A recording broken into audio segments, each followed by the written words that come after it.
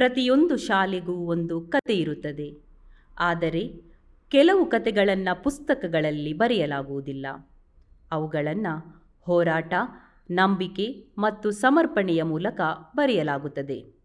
ಇದು ಕೇವಲ ಒಂದು ಶಾಲೆಯ ಕಥೆಯಲ್ಲ, ಇದು ಒಂದು ಊರಿನ ಕನಸು, ಮಕ್ಕಳ ಭವಿಷ್ಯವನ್ನು ರೂಪಿಸುವ ಪ್ರಯಾಣ. ಸವಿ ಸವಿ ನೆನಪು, ಸವಿ ಸವಿ ನೆನಪು, ಸಾವಿರ ನೆನಪು, ಎದೆಯಾಳದಲ್ಲಿ ಬಚ್ಚಿಕೊಂಡಿರುವ ಅಚ್ಚಳಿಯದ ನೂರೊಂದು ನೆನಪು. ಈ ಪ್ರಯಾಣದಲ್ಲಿ ಜೊತೆಯಾಗಿ ನಿಂತ ಒಂದಷ್ಟು ಮಹನೀಯರ ಜೊತೆ ನಮ್ಮ ಮಾತುಕತೆ.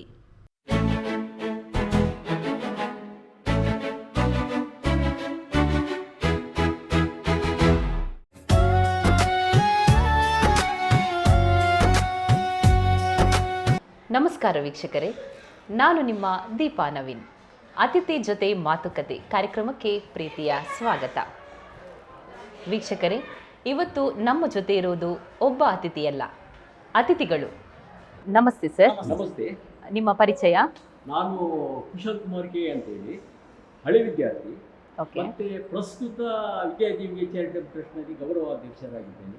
ಮತ್ತೆ ನಮ್ಮ ಶಾಲೆಗೆ ಸಪೋರ್ಟ್ ಕೊಡುವಂಥ ಪದವಿ ಕ್ಲಬ್ ಇದೆ ನಮ್ಮ ಶಾಲೆಯ ಎದುರುಗಡೆ, ಅಲ್ಲಿ ಅಧ್ಯಕ್ಷನಾಗಿ ನಾನು ಕಾರ್ಯ ನಿರ್ವಹಿಸ್ತಿದ್ದೇನೆ.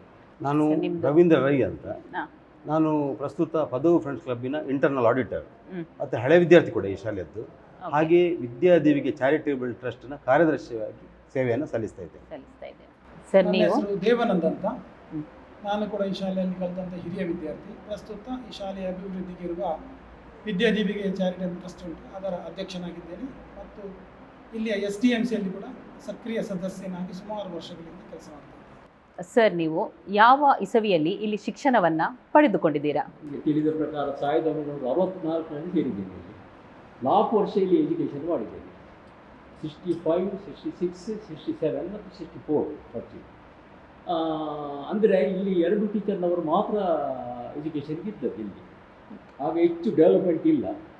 ಆಮೇಲೆ ನಾವು ಬೇರೆ ಸ್ಕೂಲಿಗೆ ಹೋಗಬೇಕಾಯಿತು, ಓದೋದು. ಸರ್, ನೀವು 4 ವರ್ಷ ಮಾತ್ರ ಇಲ್ಲಿ ಕಲ್ತದಂತ ಹೇಳಿದ್ದೀರಾ. ಕರೆಕ್ಟ್. ಅದು ಯಾಕೆ ಅಂತ ಹೇಳಿ ಕೇಳ್ಬೋದಾ? ಇಲ್ಲಿ first standard to 4th standard ಮಾತ್ರ ಇದ್ದದ್ದು ಇಲ್ಲಿ ಎಜುಕೇಷನ್. ಆದ್ದರಿಂದ ಅದಕ್ಕಿಂತ ಹೆಚ್ಚು ಇಲ್ಲಿ ಮಾಡಲಿಕ್ಕೆ ಆಗೋದಿಲ್ಲ, ನಾವು ಬೇರೆ ಸ್ಕೂಲಿಗೆ ಹೋಗಲೇಬೇಕಾಯಿತು. 50 ವರ್ಷಗಳ ಹಿಂದೆ ಇದ್ದಂತಹ ಶಾಲೆಗೂ ಈಗ ಇರುವಂತಹ ಶಾಲೆಗೂ ಏನಾದರೂ ಬದಲಾವಣೆ ಇದೆಯಾ? ಅಜಗಜಾಂತರ ವ್ಯತ್ಯಾಸ ಇದೆ. ಆಗ ನಾವು ಶಾಲೆಗೆ ಬರ್ತಾ ಇರಬೇಕಾದ್ರೆ ಬಹಳ ಸಣ್ಣ ಶಾಲೆ ಇತ್ತು. ಇಲ್ಲಿ ಒಂದು ಸ್ಲ್ಯಾಬ್ ಇದ್ದು ಒಂದು ಸಣ್ಣ ಕಟ್ಟಡ, ಅದಕ್ಕೆ ತಾಗಿಕೊಂಡು ಹಂಚಿನ ಚಾವಣಿ ಇರುವಂಥ ಮತ್ತೊಂದು ಕಟ್ಟಡ, ಬರೀ ಸಣ್ಣದು, ಕೇವಲ 4ನೇ ತರಗತಿ. ಆಗ ನಾವು ಮಳೆಗಾಲದಲ್ಲೆಲ್ಲ ಉಂಟಲ್ಲ, ಮೇಲಿನ ನೀರು ಬೀಳುದು, ಅದಕ್ಕೆ ಸ್ಲೇಟ್ ಹಿಡಿದು ನಾವು ಸ್ಲೇಟ್ ಒರೆಸೋದು, ಅಷ್ಟು ಕಷ್ಟದಲ್ಲಿದ್ದಂಥ ಶಾಲೆ ಈಗ ಇಷ್ಟು ದೊಡ್ಡ ಮಟ್ಟದಲ್ಲಿ ಬೆಳೆದಿದೆ ಅನ್ನೋದಂತೂ ಬಹಳ ಖುಷಿ ಆಗ್ತದೆ ನಮಗೆ ನೋಡಲಿಕ್ಕೆ. ನಾವು ಒಂದು ಕನಸು ಮನಸ್ಸಿನಲ್ಲಿ ಕೂಡ ಈ ಶಾಲೆ ಈ ರೀತಿ ಬೆಳೀತದೆ ಅಂತ ಎನಿಸಿರಲಿಲ್ಲ. ಅದರ ನಂತರ ಬೆಳವಣಿಗೆಗಳು ಎಲ್ಲ ಸೇರಿಕೊಂಡ್ರು, ಬೇರೆ ಬೇರೆ ಊರಿನ ಮಹನೀಯರೆಲ್ಲ ಸೇರಿಕೊಂಡು ನಮ್ಮೊಂದಿಗೆ ಜೊತೆಯಾಗಿದ್ದುಕೊಂಡು ಈ ಶಾಲೆ ಇಷ್ಟು ಮುಂದುವರಿಯಲಿಕ್ಕೆ ಸಾಧ್ಯ ಆಯಿತು. ಅದೊಂದು ಬಹಳ ಖುಷಿ ಇದೆ ಮನಸ್ಸಿಗೆ. ಆ ಸಮಯದಲ್ಲಿ ಇಲ್ಲಿ ಗ್ರೌಂಡ್ ಸಮೇತ ಇರಲಿಲ್ಲ, ಖಾಲಿ ಮುರ ಮಾತ್ರ ಇತ್ತು. ಸುತ್ತಲೂ ಮುರ, ನಡುವಿನಲ್ಲಿ ಒಂದು ಡೀಪ್ ಆಗಿ ಒಂದು ಹಳ್ಳ ಇತ್ತು. ಮತ್ತು ಇಲ್ಲಿ ದನಗಳೆಲ್ಲ ಬಂದು ಆ ಹಳ್ಳದಲ್ಲಿ ಇದ್ದಂಥ ಮಳೆಗಾಲದಲ್ಲಿ ನೀರಿನಲ್ಲಿ ಮಲಗ್ತಿತ್ತು. ಅಂಥ ಪರಿಸ್ಥಿತಿ ಮುಂಚೆ ಇತ್ತು. ಯಾಕೆಂದರೆ ಮಕ್ಕಳಿಗೆ ಆಡಲಿಕ್ಕೆ ಸಮೇತ ಮೈದಾನ ಎಲ್ಲ ಇರಲಿಲ್ಲ. ಆಮೇಲೆ ಡೆವಲಪ್ ಆಗ್ತಾ ಆಗ್ತಾ ಆಗ್ತಾ ಬಂದು ಆಮೇಲೆ ಈಗ ಸುಸಜ್ಜಿತವಾದ ಒಂದು ಶಾಲೆಯಾಗಿ ಬೆಳೆದಿದೆ. ಮೈದಾನವನ್ನು ಉಳಿಸಲಿಕ್ಕೆ ದೊಡ್ಡ ಹೋರಾಟವೇ ಆಗಿದೆ. ಅದು ಸಿಗುವುದಿಲ್ಲ ಅಂತ ಆಗಿತ್ತು. ಇದು ಇವರದ್ದು ಮಿಲಿಟರಿ ಅವರದ್ದು ಜಾಗ. ಅದರ ನಂತರ ಇವರು DC ಅವರು ಹೇಳಿದ್ರು ನಿಮಗೆ ಇದು ಜಾಗ ಸಿಗುವುದಿಲ್ಲ ಅಂತ. ಅದಕ್ಕೆ ನಾವೆಲ್ಲ ಒಂದು ದೊಡ್ಡ ಸಂಘಟನೆ ಮಾಡಿ ಅವರ ಹತ್ರ ರಿಕ್ವೆಸ್ಟ್ ಮಾಡಿ ಮತ್ತೆ ಶಾಲೆಗೆ ಈ ಮೈದಾನ ಸಿಗುವ ಹಾಗೆ ಮಾಡಿದಂಥ ಹೆಗ್ಗಳಿಕೆ ನಮಗೆ ಇದೆ. ಹಳೆ ವಿದ್ಯಾರ್ಥಿಗಳಾಗಿ ನೀವು ಈ ಶಾಲೆಗೆ ಯಾವ ರೀತಿಯಾದಂತಹ ಸಹಕಾರವನ್ನು ನೀಡ್ತಾ ಬಂದಿದ್ದೀರಾ? ಕೊಡುಗೆ ತುಂಬ ಇದೆ ಮೇಡಮ್. ಏಕೆಂತ ಹೇಳಿದರೆ ನಮ್ಮ ಈ ಶಾಲೆಯ ಹತ್ತಿರವೇ ಇರುವಂತಹ ಕ್ಲಬ್ ಅಂದರೆ ಪದವಿ ಫ್ರೆಂಡ್ಸ್ ಕ್ಲಬ್. ಮುಂಚೆ ನಾವು ಇಲ್ಲಿ ಕ್ರಿಕೆಟ್ ಎಲ್ಲ ಆಡ್ತಿದ್ದವರು.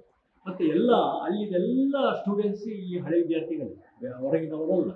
ನಾವು 50 ವರ್ಷದಿಂದ ನಮ್ಮ ಶಾಲೆಗೆ ಕೊಡುಗೆ ಏನಂದರೆ ಅವರಿಗೆ ಸಾಂಸ್ಕೃತಿಕ ಕಾರ್ಯಕ್ರಮ ಕೊಡುವಂಥದ್ದು, ಕ್ರೀಡೆಯಲ್ಲಿ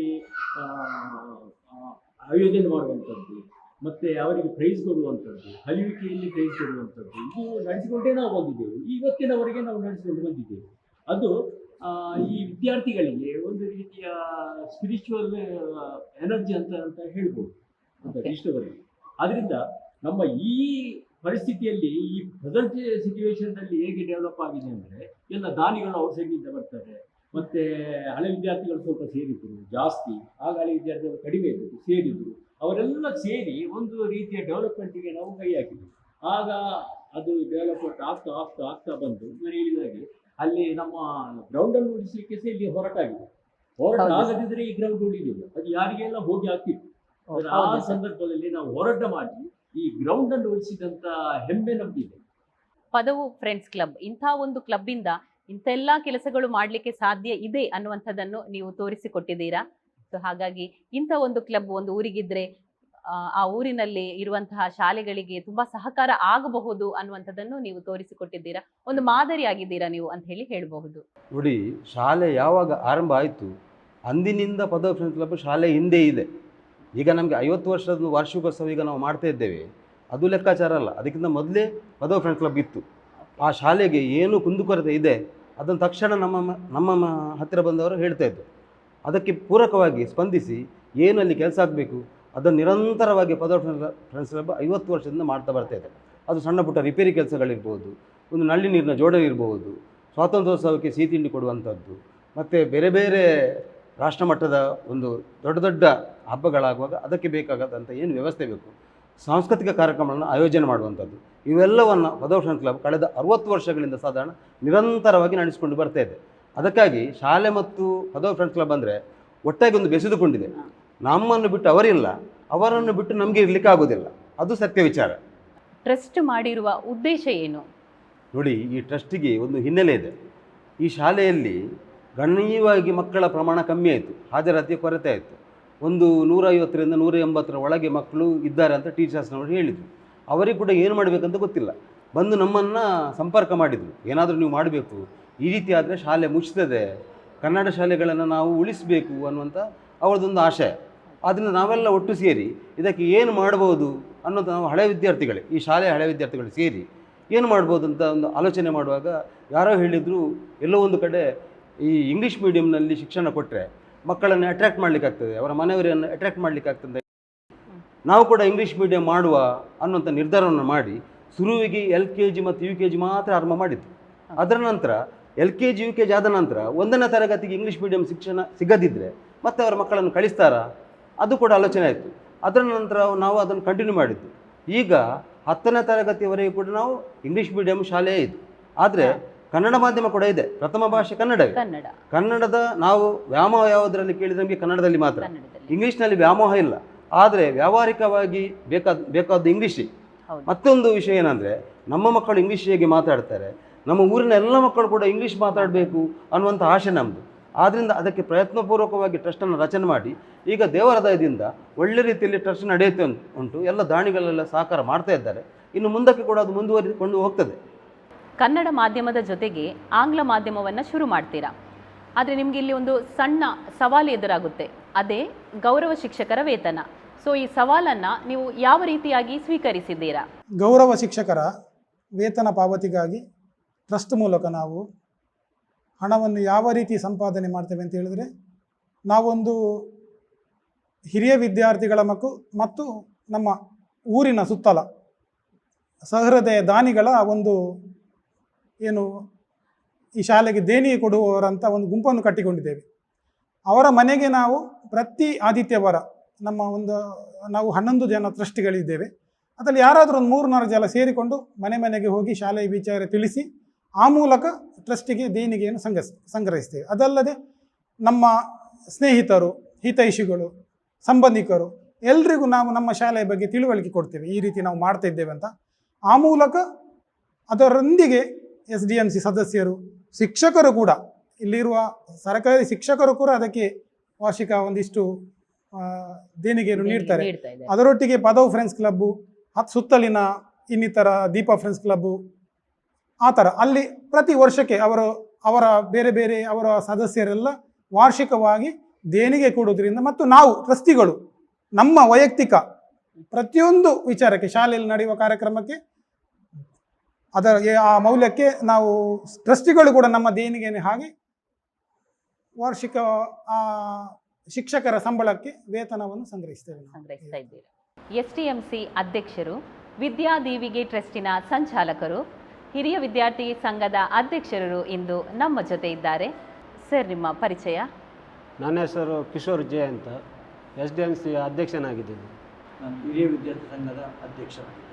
ಪ್ರಸ್ತುತವಾಗಿ ನಾನು ಪದವಿ ಫ್ರೆಂಡ್ಸ್ ಕ್ಲಬ್ಬಿನ ಸಂಚಾಲಕ, ವಿದ್ಯಾದೀವಿಗೆ ಎಜುಕೇಷನ್ ಚಾರಿಟೇಬಲ್ ಟ್ರಸ್ಟಿನ ಸಂಚಾಲಕ, ಹಿರಿಯ ವಿದ್ಯಾರ್ಥಿ ಸಂಘದ ಸಂಚಾಲಕ, ಪ್ರೌಢಶಾಲಾ SDMCಯ ಸದಸ್ಯ, ಪದವಿ ಪೂರ್ವ ಕಾಲೇಜಿನ ಅಭಿವೃದ್ಧಿ ಸಮಿತಿಯ ಸದಸ್ಯನಾಗಿ ಈ ಪ್ರಸ್ತುತವಾಗಿ ಕಾರ್ಯನಿರ್ವಹಿಸ್ತಾ ಇದ್ದೇನೆ. STMC ಹೇಗೆ ಕಾರ್ಯನಿರ್ವಹಿಸ್ತಾ ಇದೆ ಹಾಗೂ ಅದರಲ್ಲಿ ನಿಮ್ಮ ಪಾತ್ರ? ಇಲ್ಲಿ ಎತ್ತವರ ಸಭೆ ನಡೀತದೆ ಎಲ್ಲ ವರ್ಷದಲ್ಲಿ ಅದರಲ್ಲಿ ಮೀಟಿಂಗ್ ಆಗಿ 18 ಮಂದಿಯರನ್ನು ಆರಿಸ್ತಾರೆ. ಅದರಲ್ಲಿ 18 ಮಂದಿ ಆರಿಸಿದ ನಂತರ 18 ಮಂದಿಯಲ್ಲಿ ಒಬ್ಬರನ್ನು ಅಧ್ಯಕ್ಷರನ್ನು ಆಯ್ಕೆ ಮಾಡ್ತಾರೆ, ಮತ್ತು ಉಪಾಧ್ಯಕ್ಷರು, ಬಾಕಿ ಎಲ್ಲ ಸದಸ್ಯರು ನಮ್ಮೊಟ್ಟಿಗಿದ್ದಾರೆ. ಆ ಆಯ್ಕೆ ಮಾಡುವಂತಹದ್ದು ಸದಸ್ಯರ ಅಥವಾ ಎಲ್ಲ ಪೇರೆಂಟ್ಸ್ ಸೆಲೆಕ್ಟ್ ಮಾಡಿದ ನಂತರ 18 ಮಂದಿ ಆಯ್ಕೆ ಆದ ನಂತರ ಅವರು ನಮ್ಮನ್ನು ಅಧ್ಯಕ್ಷ ಇದಕ್ಕೆ ಆಯ್ಕೆ ಮಾಡ್ತಾರೆ. ಮತ್ತೆ ನಾವು ಇಷ್ಟು ವರ್ಷ, ನಾನು 13 ವರ್ಷದಿಂದ ಇಲ್ಲಿ ಅಧ್ಯಕ್ಷನಾಗಿದ್ದೇನೆ. ಎಲ್ಲ ಸದಸ್ಯರ ಒಂದುಗೂಡಿಸಿಕೊಂಡು ನಾವು ಇಷ್ಟು ವರ್ಷ ಒಳ್ಳೆ ರೀತಿಯಲ್ಲಿ ದುಡಿದಿದ್ದೇವೆ ಎಲ್ಲರ ಒಗ್ಗಟ್ಟಲ್ಲಿ. ಹಾಗೆ ನಮಗೆ ಈ ಸಾರಿ ಪ್ರಶಸ್ತಿ ಸಹ ಬಂದಿದೆ. ಇದಕ್ಕೆ ಕಾರಣ ಎಲ್ಲ ಸದಸ್ಯರ ಬೆಂಬಲ, ಎಲ್ಲ ಶಿಕ್ಷಕರು, ಮುಖ್ಯ ಶಿಕ್ಷಕರು, ಪದವಿ ಫ್ರೆಂಡ್ಸ್ ಕ್ಲಬ್ಬು, ವಿದ್ಯಾದೀವಿಗೆ ಟ್ರಸ್ಟ್, ಹಿರಿಯ ವಿದ್ಯಾರ್ಥಿಗಳ ಎಲ್ಲ ಊರಿನವರ ಒಂದುಗೂಡಿಕೆಯಲ್ಲಿ ಸಹಕಾರದಿಂದ ನಮ್ಮ ಶಾಲೆಗೆ ಈ ಮಟ್ಟಿಗೆ ಬೆಳೆಯಲು ಕಾರಣ ಆಗಿದೆ. ನೀವು ಕಂಡಂತೆ ಅಧ್ಯಕ್ಷರು ಯಾವ ರೀತಿಯಾಗಿ ಕೆಲಸವನ್ನು ನಿಭಾಯಿಸ್ತಾ ಇದ್ದಾರೆ? ನಾನು ಕಂಡಂತೆ ಸುದೀರ್ಘವಾಗಿ ಶಾಲೆಯನ್ನು ನಾನು ಹಳೆ ವಿದ್ಯಾರ್ಥಿಯಾಗಿಯೂ ಪದವಿ ಫ್ರೆಂಡ್ಸಿನ ಸಂಚಾಲಕರಾಗಿಯೂ ನಾನು ನೋಡ್ತಾ ಇದ್ದೇನೆ. ಅದರಲ್ಲಿ ನೋಡಿದಂಥ ಅಧ್ಯಕ್ಷರಲ್ಲಿ ಈ ಅಧ್ಯಕ್ಷರು ಒಂದು ಶ್ರಮ ಯಾವ ರೀತಿ ಅಂತ ಹೇಳಿದರೆ, ಒಂದು ಶಾಲೆ ಯಾವುದು ದುರಸ್ತಿಯಾಗಲಿ, ಒಂದು ನೀವು ವೇದಿಕೆಯಲ್ಲಿ ಹೇಳ್ಬಾರ್ದು ಅವರ ಶ್ರಮ ಯಾವುದು ರೀತಿಯಲ್ಲಿ ಇರ್ತದೆ ಅಂತೇಳಿ. ಒಂದು ಡ್ರೈನೇಜ್ ಬ್ಲಾಕ್ ಆದರೆ ನಾವು ನಗರ ಪಾಲಿಕೆಯವರನ್ನು ಕರಿತೇವೆ, ಅದು ಯಾವುದು ಹೇಳ್ಬೇಕಂತೇಳಿ ಇವರಿಗೆ ವಿಷಯ ಗೊತ್ತಾದರೆ ಅವರು ಅವರಷ್ಟಕ್ಕೆ ಅವರ ಖರ್ಚಿನಿಂದ ಅವರು ಮಾಡ್ತಾರೆ. ಶಾಲೆಯಲ್ಲಿ ಎಂಥದ್ದು ಟೀಚರ್ಸ್ನವರು ಏನು ಬೇಕಾದರೂ ಒಂದು ಫೋನ್ ಮಾಡಿದರೆ ಅವರು ಶಾಲೆಗೋಸ್ಕರ ಟೀಚರ್ಸ್ಗೆ ಮತ್ತು SDMC ಸದಸ್ಯರೊಟ್ಟಿಗೆ ಕೂಡಿಕೊಂಡು ಹೊಂದಿಕೊಂಡು ಹೋಗುವ ಒಂದು ಒಳ್ಳೆಯ ಗುಣವಂತ ವ್ಯಕ್ತಿ ಅಂತ ನಾನು ಹೇಳ್ತೇನೆ ಕಿಶೋರಿಗೆ. ಹಾಗೆ ಅವರು ದೊಡ್ಡ ಅನುಕೂಲಸ್ಥರು ಅಲ್ಲ, ಆದರೆ ಅವರ ಜೀವನವು ಒಂದು ಸಂಪೂರ್ಣವಾಗಿ ಶಾಲೆಗೆ ಮುಡಿಪಾಗಿಟ್ಟಿದ್ದಾರೆ, ಪ್ರಾಮಾಣಿಕವಾಗಿ ನೋಡಿದಂಥ ವ್ಯಕ್ತಿ ನಾನು. ಹಾಗೆ ಅವರ ಮೇಲೆ ನನಗೆ ತುಂಬ ಗೌರವ ಇದೆ. ಈ ಶಾಲೆಯಲ್ಲಿ ಹಿರಿಯ ವಿದ್ಯಾರ್ಥಿ ಸಂಘದ ಪಾತ್ರವೇನು? ಹಿರಿಯ ವಿದ್ಯಾರ್ಥಿ ಸಂಘ ಕಳೆದ 1 ವರ್ಷದಿಂದ ಈ ಶಾಲೆಯಲ್ಲಿ ಕಾರ್ಯನಿರ್ವಹಿಸುತ್ತಿದೆ. SDMC ಸಭೆಗಳಲ್ಲಿ ಹಾಜರಾಗಿ ಶಾಲೆಯ ಅಭಿವೃದ್ಧಿಗೋಸ್ಕರ ಸಲಹೆ ಸೂಚನೆಗಳನ್ನು ನೀಡುತ್ತಾ ಶಾಲೆಯ ಅಭಿವೃದ್ಧಿಗೋಸ್ಕರ ಶ್ರಮಿಸುತ್ತಿದೆ. ಹಾಗೆಯೇ ಪ್ರತಿಯೊಂದು ಕಾರ್ಯಕ್ರಮದಲ್ಲೂ ಭಾಗಿಯಾಗಿ ಧನ ಸಹಾಯ ಹಾಗೂ ಇನ್ನಿತರ ಪ್ರತಿಯೊಂದು ಕಾರ್ಯಕ್ರಮಕ್ಕೂ ಸಹಕಾರ ನೀಡುತ್ತಾ ಬಂದಿದೆ. ಇಲ್ಲಿನ HM ಆಗಿರುವಂತಹ ದಾಕ್ಷಾಯಿಣಿಯವರು ಬಂದ ನಂತರ ಸಾಕಷ್ಟು ಇಲ್ಲಿ ಬದಲಾವಣೆಗಳು ನಡೆದಿದೆ ಅನ್ನುವಂಥದ್ದು ನಾವು ಕೇಳ್ಪಟ್ಟಿದ್ದೇವೆ. ಸೊ ನೀವು ಕಂಡ ಹಾಗೆ ಅವರು ಯಾವ ರೀತಿಯೆಲ್ಲ ಇಲ್ಲಿ ಕಾರ್ಯವನ್ನು ನಿಭಾಯಿಸ್ತಾ ಇದ್ದಾರೆ, ಯಾವ ರೀತಿಯಾಗಿ ಕಾರ್ಯಚಟುವಟಿಕೆಗಳಲ್ಲಿ ಅವರನ್ನು ಇನ್ವಾಲ್ವ್ ಮಾಡ್ತಾ ಇದ್ದಾರೆ ಅಂತ ಹೇಳ್ಬೋದಾ? ನಾನು ಕಂಡಂತೆ ದಾಕ್ಷಾಯಿಣಿ ಮೇಡಮನ್ನು ನಾನು ಸಾಧಾರಣ 8 ವರ್ಷದಿಂದ ಅವರನ್ನು ಬಲ್ಲೆ. ಯಾಕೆಂದರೆ ಅವರು ಒಬ್ಬ ಶಿಕ್ಷಕಿಯಾಗಿ ಯಾವ ರೀತಿ ದುಡಿತಾರಂತ ಹೇಳಿದರೆ, ಅವರು ಶಿಕ್ಷಕಿ ಮಾತ್ರ ಅಲ್ಲ, ಒಂದು ಮಗುವಿನ ತಾಯಿಯಾಗಿ ಸ್ವರೂಪಿಣಿಯಾಗಿ ಅವರು ಕೆಲಸ ಮಾಡ್ತಾ ಇದ್ದಾರೆ. ಶಾಲೆಯ ಸಮಯಕ್ಕೆ ಸರಿಯಾಗಿ ಎಲ್ಲರೂ ಬರ್ತಾರೆ, ಆದರೆ ಇವರು ಅರ್ಧ ಗಂಟೆ ಮೊದಲೇ ಬರ್ತಾರೆ.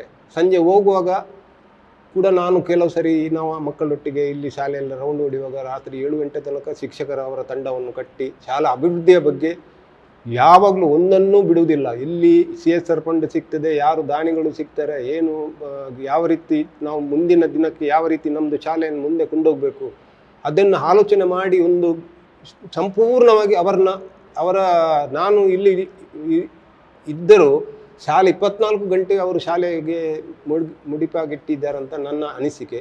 ಮತ್ತು ಅವರಿಂದಲೇ ಈ ಶಾಲೆ ಒಂದು PMC ಆಗಿದೆ ಅಂತ ಹೇಳಲಿಕ್ಕೆ ಹೆಮ್ಮೆ ಪಡ್ತಾ ಇದ್ದೇನೆ.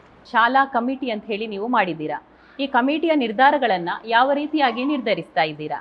ನೋಡಿ, ಇಲ್ಲಿ ಪ್ರತಿ ತಿಂಗಳಿಗೊಮ್ಮೆ ಸಭೆ ಆಗ್ತದೆ, ಕಮಿಟಿ. ಅದರಲ್ಲಿ ಕಮಿಟಿಯಲ್ಲಿ 18 ಸದಸ್ಯರು ಇರ್ತಾರೆ, ನಾನಿರ್ತೇನೆ, ಪದವಿ ಪ್ರಿನ್ಸಿಪಲ್ ಕ್ಲಬ್ಬಿನ ಅಧ್ಯಕ್ಷರಿರ್ತಾರೆ, ಸಂಚಾಲಕರಿರ್ತಾರೆ, ಹಿರಿಯ ವಿದ್ಯಾರ್ಥಿ ಸಂಘದ ಅಧ್ಯಕ್ಷರಿರ್ತಾರೆ, ವಿದ್ಯಾರ್ಥಿ ಟ್ರಸ್ಟ್ನ ಅಧ್ಯಕ್ಷರಿದ್ದಾರೆ. ಯಾವುದು ನಮ್ಮ ಸಭೆಯಲ್ಲಿ ನಿರ್ಧಾರ ಆಗ್ತದೆ, ಯಾವುದು ಸಭೆಯಲ್ಲಿ ಯಾವ ಬಗ್ಗೆ ಚರ್ಚೆ ಮಾಡ್ತೇವೆ, ಇದು ಈಗ ಆಟದ ಒಂದು ಗೇಮ್ಸ್ ಇದ್ದರೆ ಅದರ ಬಗ್ಗೆ, ಮಕ್ಕಳ ಎಜುಕೇಷನ್ ಬಗ್ಗೆ ಪ್ರತಿಯೊಂದನ್ನು ಕಮಿಟಿಯಲ್ಲಿ ನಿರ್ಧಾರ ತಗೊಂಡೇ ಮತ್ತೆ ಅದನ್ನು ಮುಂದುವರಿಸುವುದು. ಅದು ಬಿಟ್ಟು ಬೇರೆ ಏನು ತೀರ್ಮಾನ ತಗೊಳ್ಳಿಕ್ಕಿಲ್ಲ. ಮತ್ತೆ ಎಮರ್ಜೆನ್ಸಿ ಕಮಿಟಿಯ ನಿರ್ಧಾರಗಳೇ ಅಂತಿಮ ತೀರ್ಮಾನ. ಮತ್ತೆ ಎಮರ್ಜೆನ್ಸಿ ಅಂತ ಬರ್ತದೆ, ತುರ್ತು ಸಭೆ ಅಂತ ಮಾಡ್ತೇವೆ. ಅಂದರೆ ನಾಳೆಗೆ ಸರ್ಕಾರಕ್ಕೆ ಏನಾದರೂ ಕಲಿಸಬೇಕು, ಇಲ್ಲರೂ ಏನಾದರೂ ಮಾಡಬೇಕು, ಆಗ ತುರ್ತು ಸಭೆ ಮಾಡುವಾಗ ಆಗ ನಾವು ಕಮಿಟಿ ಕರಿತೇವೆ. ಮತ್ತೆ ಒಂದು ಹೇಳ್ತೇನೆ ನಿಮ್ಮ ಮುಂದೆ, ಈ ಶಾಲೆಗೆ ವಿದ್ಯಾದೀವಿಗೆ ಟ್ರಸ್ಟ್, ಪದವಿ ಪ್ರಿನ್ಸಿಪಲ್ ಕ್ಲಬ್ಬು ಮತ್ತು ಎಲ್ಲ ಶಿಕ್ಷಕರು ಆದ್ದರಿಂದ ಮಾತ್ರ UKG LKGಗೆ ಸಪೋರ್ಟ್ ಆಯಿತು. ಮೊದಲು UKG LKG ಸ್ಟಾರ್ಟ್ ಮಾಡುವಾಗ ಹಿರಿಯ ಸಂಘದ ಅಧ್ಯಕ್ಷರಾಗಿದ್ದರು, ಮತ್ತು ಅದು ಸ್ವಲ್ಪ ಸಮಯ ಇದಾಯಿತು. ಆನಂತರ ವಿದ್ಯಾದೀವಿಗೆ ಟ್ರಸ್ಟ್ ಅಂತ ಮಾಡಿದರು. ಟ್ರಸ್ಟಿನ 11 ಮಂದಿ ಸಂತ ಪ್ರತಿ ಮನೆಗೆ ಹೋಗಿ ಡೊನೇಷನ್ ತಗೊಂಡು ಸುಮಾರು ಈ ಸಂಸ್ಥೆ ನಡಿಬೇಕಾದ್ರೆ ವರ್ಷಕ್ಕೆ 33 ಲಕ್ಷ ಶಿಕ್ಷಕರಿಗೆ ವೇತನ ಕೊಡಲಿಕ್ಕೆ ಬೀಳ್ತದೆ. ಅದನ್ನು ಶಿಕ್ಷಕರು ಅವರ ಕೈಯಿಂದ ಹಾಕ್ತಾರೆ, ವಿದ್ಯಾದೇವಿಗೆ ಹಾಕ್ತಾರೆ, ಊರಿನವರು ಹಾಕ್ತಾರೆ, ಎಲ್ಲ ಸಂಘ ಸಂಸ್ಥೆಯವರು ಹಾಕಿದ ಕಾರಣ ನಡೀತದೆ. ಮತ್ತು ಶಿಕ್ಷಕರ UKG LKG ನಡಿಬೇಕಾದ್ರೆ ಶಿಕ್ಷಕರದೇ ಒಂದು ಟೀಮ್ ಮಾಡಿ ಪ್ರತಿ ಮನೆಗೆ ಹೋಗಿ 1 ರೂಪಾಯಿ ಅಭಿಯಾನ ಮಾಡಿ 2 ಲಕ್ಷ ಮೊದಲು ಮಾಡಿಕೊಟ್ಟವರು ಶಿಕ್ಷಕರು. ನಾನು ಅವರನ್ನು ಮೊದಲಾಗಿ ಗೌರವಿಸ್ತೇನೆ ಸರ್. ಈಗ 1 ರೂಪಾಯಿ ಅಭಿಯಾನ ಅಂತ ಹೇಳಿ ನೀವು ಹೇಳಿದ್ರ, ಅದರ ಬಗ್ಗೆ ಒಂದು ಹೇಳ್ಬೋದು ಸರ್? ಅಂದರೆ ಒಂದು ಮನೆ ನಮಗೆ 1 ರೂಪಾಯಿ ಕೊಟ್ಟರು ಓಕೆ, ನಾವು ತಗೊಳ್ತೇವೆ. ಒಂದು ಮನೆ 100 ರೂಪಾಯಿ ಕೊಟ್ಟರೆ ಹಾಗೆ ತಗೊಂಡು 2 ಲಕ್ಷ ಮಾಡಿ ಟ್ರಸ್ಟಿಗೆ ಕೊಟ್ಟಿದ್ದಾರೆ. ಆನಂತರ ನಮಗೆ ಧೈರ್ಯ ಬಂತು UKG ಒಮ್ಮೆ ನಡೆಸ್ಬೋದಂತ. ಆನಂತರ ಸರ್ಕಾರದ ಅನುಮತಿ ಬಂತು UKG LKG ಮಾಡಲಿಕ್ಕೆ. ಇದೆಲ್ಲ ಈ ಊರಿನವರ ಸಹಕಾರ ಮತ್ತು ಪದವಿ ಪ್ರಿನ್ಸಿಪಲ್ ಕ್ಲಬ್, ವಿದ್ಯಾದೀವಿಗೆ ಇದ್ದ ಕಾರಣ ಈ 3 ಸಂಸ್ಥೆ ಇಷ್ಟರ ಮಟ್ಟಿಗೆ ನಡೆದುಕೊಂಡು ಹೋಗಿದೆ, ಒಗ್ಗಟ್ಟಿನಿಂದ ನಡೀತಿದೆ. ಮತ್ತು ನಾನೊಂದು ಹೇಳ್ತೇನೆ, ನಮ್ಮ ಕಮಿಟಿ ಭಾರಿ ಒಳ್ಳೆಯ ಕಮಿಟಿ, SDM ಸದಸ್ಯರು ಅವರು ಇದ್ದ ಕಾರಣ ನಾವು ಇಷ್ಟು ಒಟ್ಟಿಗೆ ನಾವು ಒಗ್ಗಟ್ಟಲ್ಲಿ ಇದ್ದೇವೆ, ಇನ್ನು ಮುಂದೆಯೂ ಆಗಿರ್ತೇವೆ ಅಂತ ಹೇಳಿ ಬಯಸ್ತೇನೆ. ತುಂಬ ಸಂತೋಷವಾಯಿತು ನಿಮ್ಮೆಲ್ಲರ ಜೊತೆ ಮಾತನಾಡಿ. ನೀವು ಈ ಶಾಲೆಯ ಮೇಲೆ ಇಟ್ಟಿರುವಂಥ ಪ್ರೀತಿ ಅಭಿಮಾನಕ್ಕೆ ಪದಗಳಿಂದ ಬಣ್ಣಿಸಲು ಸಾಧ್ಯವಿಲ್ಲ. ನೀವು ಹಳೆ ವಿದ್ಯಾರ್ಥಿಗಳಾಗಿದ್ದರೂ ಈಗಿನ ವಿದ್ಯಾರ್ಥಿಗಳಿಗೆ ಮಾದರಿಯಾಗಿದ್ದೀರಾ. ನಿಮ್ಮ ಸಲಹೆ ಪ್ರೋತ್ಸಾಹ ಇದೇ ರೀತಿ ಈ ಶಾಲೆಯ ಮೇಲೆ ಇರಲಿ. ಧನ್ಯವಾದಗಳು ಸರ್.